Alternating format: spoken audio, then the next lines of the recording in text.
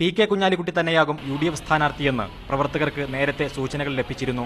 അതുകൊണ്ടുതന്നെ കഴിഞ്ഞ ദിവസം പാണക്കാട് നിന്നും ഹൈദരലി ശിഹാബ് തങ്ങൾ സ്ഥാനാർത്ഥിയെ പ്രഖ്യാപിച്ച നിമിഷം മുതൽ മലപ്പുറം മണ്ഡലത്തിലെ വിവിധ ഭാഗങ്ങളിൽ പ്രചാരണ ബോർഡുകളും പോസ്റ്ററുകളും നിറഞ്ഞു.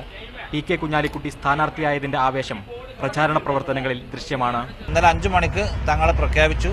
7 മണിയായപ്പോത്തിന് വിവിധ തരത്തിലുള്ള പോസ്റ്ററുകൾ നഗരത്തിലും എല്ലായിടത്തും ഇറങ്ങി ബോർഡുകൾ എല്ലാ സ്ഥലങ്ങളിലും വെക്കുകയാണ്. സംവിധായകൻ കമൽ, മനുഷ്യാവകാശ പ്രവർത്തക ടീസ്റ്റാ സെറ്റിൽവാദ് തുടങ്ങിയ സ്വതന്ത്ര സ്ഥാനാർത്ഥികളെ കളത്തിലിറക്കാൻ CPM ശ്രമിച്ചെങ്കിലും ഇവർ സ്ഥാനാർത്ഥിയാകാൻ സന്നദ്ധരായിട്ടില്ല.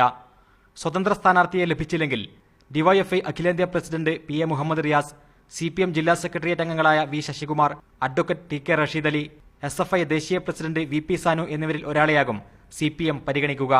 നാളെ ചേരുന്ന CPM സംസ്ഥാന സെക്രട്ടേറിയറ്റാണ് ഇതിൽ അന്തിമ തീരുമാനമെടുക്കുക.